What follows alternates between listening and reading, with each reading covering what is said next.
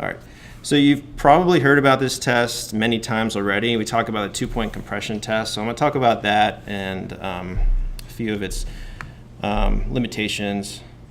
So the two-point compression test, it's named that because they were trying to design a point-of-care DVT study that we can do at the bedside.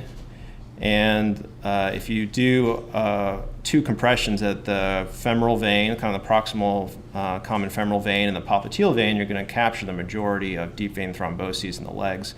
So it's a test that we can do rather rapidly in the emergency department.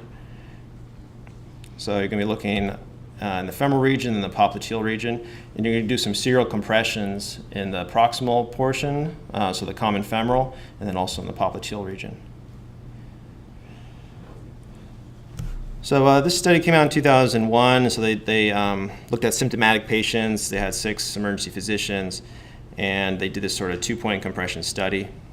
And the sensitivity was okay. It was 89%, specificity of 76, had a good negative predictive value. But it did miss several DVTs.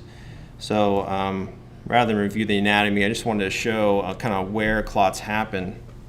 And so this is why this logically, this study makes sense. So if you think about where all the DVTs happen, about 10% popliteal, and then 40% kind of are in the popliteal and superficial femoral vein, and then it kind of moves up popliteal, superficial, and common femoral, and then there's proximal veins, and then just the common femoral. So if you were to do testing just in the sort of femoral region, and then just in the popliteal region, you really should capture almost all of your DVTs. So what we've kind of found out as time went on, though, is that we were missing some of these. And when you look through a lot of the studies, it looks like the majority of the ones that we were missing were in the superficial femoral vein. So I think that a lot of folks were doing compressions kind of where the saphenous leaves the common femoral, and weren't going further down to where the superficial femoral vein was, and that's why we were missing a lot of these DVTs. So then people kind of came out with this other sort of way. It's not really a different approach, it's just a different way to think about it. They shouldn't think about it as a two-point, like one compression, 2 compressions. You should be thinking about this as a 2 regional compression test. So you have to see the whole vein, all the veins in its complete entirety, like radiology tries to do. You can look at these 2 areas, but it has to be sort of a regional test where you do a few compressions and you capture all the veins, or else you'll be missing too many DVTs to make this useful. And then, just like in the male GU exam, you have to think about your other risk factors, how high or low is your probability that this patient has a DVT to begin with, and then after your physical exam, to try to use your diagnostic study, which is the point-of-care ultrasound, and come up with a whole picture of how concerned you are.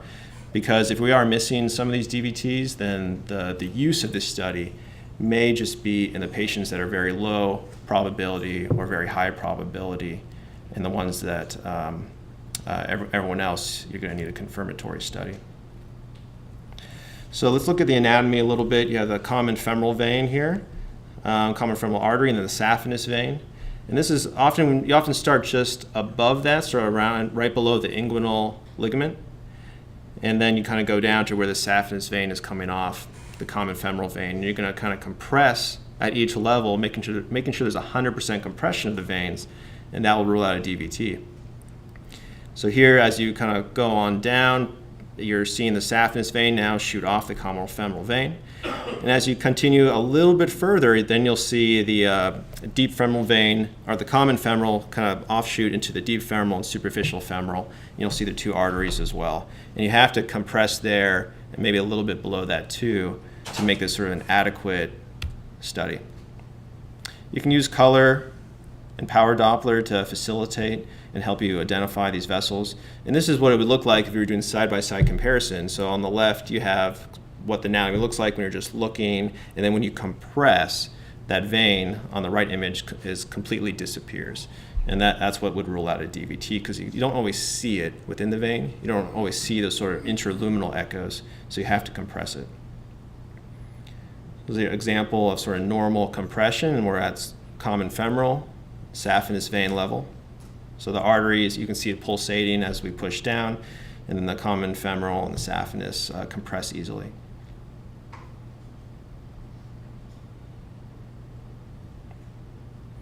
Again, common femoral and that saphenous vein.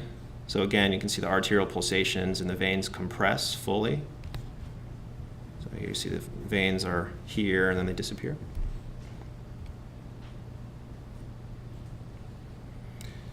So here we're doing a couple serial compressions. So like we do one and we move a little bit down to where the saphenous is offshooting from the common femoral and compressing again and again. So you kind of do 1, 2, you keep compressing down to make sure you're not going to miss a clot, because you often don't see one until you go down a little bit. This is what the popliteal region looks like. You have artery and then usually vein right on top of the artery. And so when you compress, you'll see that vein, which is here, completely collapse, and that artery will still pulsate. If you push hard enough, you could probably collapse the artery as well. So it's not like the artery will never collapse, but you don't need that much pressure. So here's an example of a lot of pressure. We're compressing the veins and then really compressing the artery as well.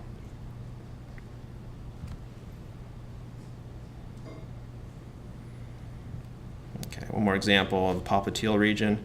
So veins here, kind of have a deep and superficial vein there, and they both collapse with the pulsatile artery beneath it.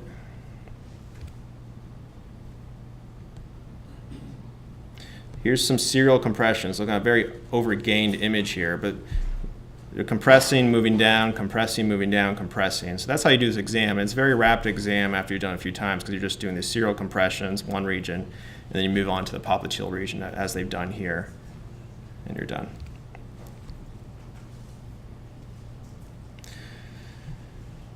So here's an example of a DVT. I'm going to look at a few of these.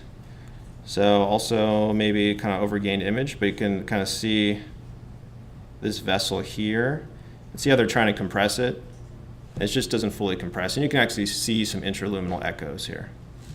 It looks like there's something within the vein, and it just doesn't compress fully.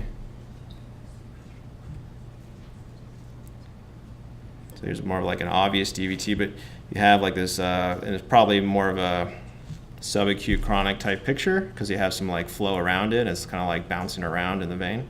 But you can see how they're trying to serially compress, and the vein just doesn't compress fully.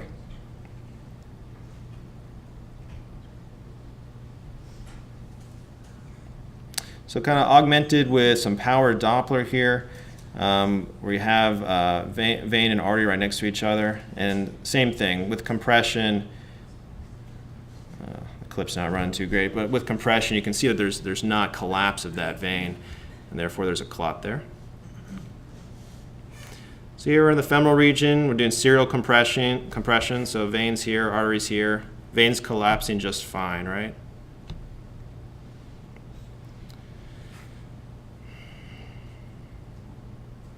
So then we get to this region, kind of by the superficial femoral region, and it no longer collapses. So I'm putting some power Doppler on there.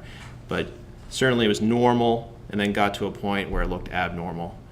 And this person had a DVT.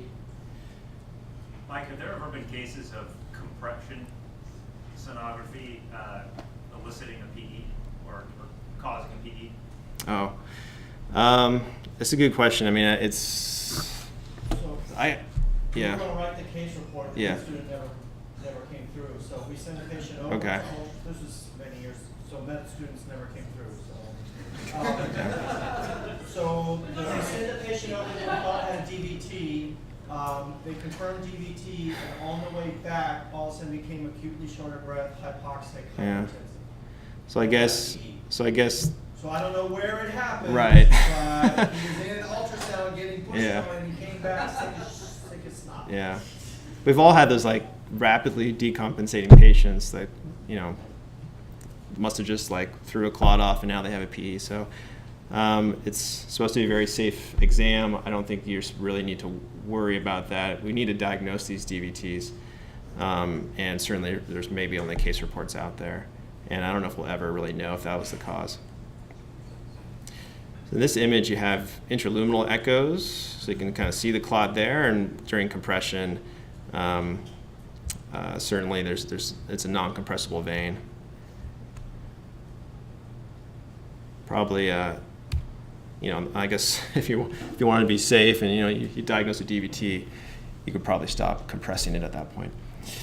Here we're just trying to augment with some colored Doppler, so you can see the artery, some pulsatile flow, some kind of superficial vessels here, and there's like no flow through that vein. That's a common femoral vein.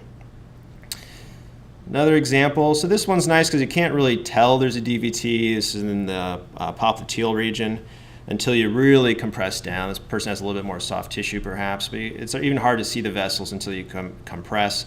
You can see that pulsatile artery, and then above it, it's a non-compressible vein, so that's a popliteal DVT.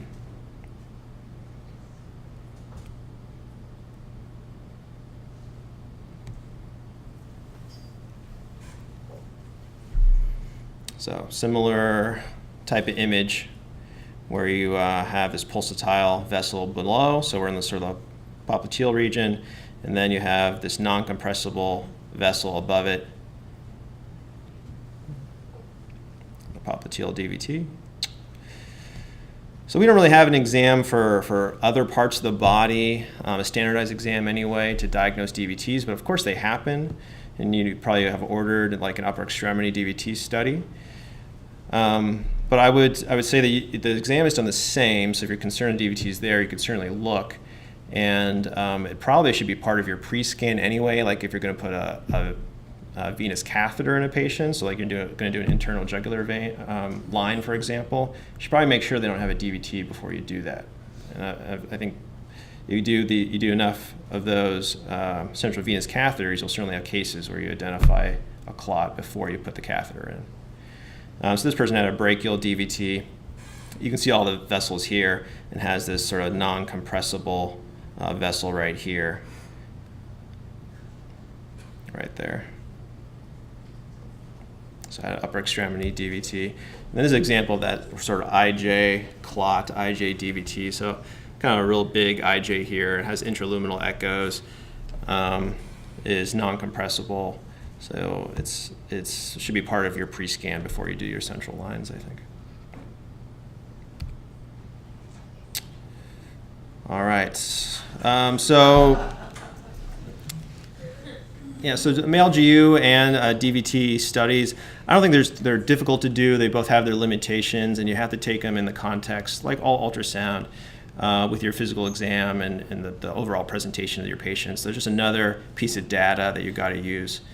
And I think that particularly the male GU one is easy to do, so I think you just have to do it. It's one of the areas of the body, and maybe it's uncomfortable to do that ultrasound, but I think after you do it a couple of times, it's not a difficult exam at all. The DVT study, there's some limitations there, so you really want to think about it in the sort of two regional strategy rather than a 2-point compression test. And then I really use it in my very high and low probability patients. And what I mean by that is that if I really think they have a DVT and I want to make a clinical decision now, I'll do it at the bedside and confirm it so that I can move forward with my treatment, and then communicate that to my admitting team. And for the very low probability patients where you really think they don't have any DVT, you can do the study and probably even further lower the probability that they have one. But you should still think about what their risks are and maybe refer them for a follow-up ultrasound.